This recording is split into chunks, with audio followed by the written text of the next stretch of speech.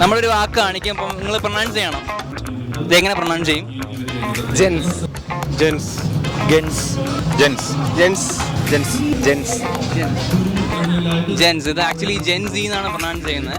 10 times ഒന്നും pronounce ചെയ്ത് ഫാസ്റ്റിൽ.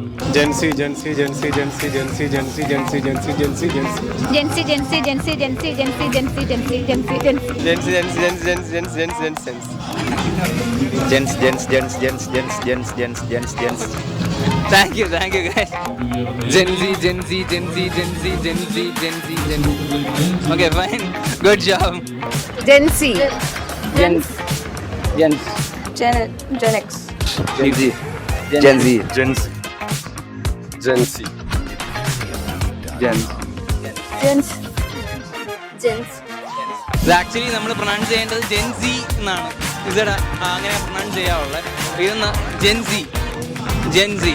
ഇപ്പോൾ ജെൻസി എന്ന് പറയുന്ന ആ ഒരു വേർഡിൻ്റെ അർത്ഥം എന്ന് പറയുന്നത് ജനറേഷൻ സൂമേഴ്സ് എന്ന് പറയും. അതായത് 1997 തൊട്ട് 2012 ആ ഒരു പീരീഡിൽ ജനിച്ചവരെ നമ്മൾ ജനറേഷൻ സൂമേഴ്സ് എന്ന് പറയും.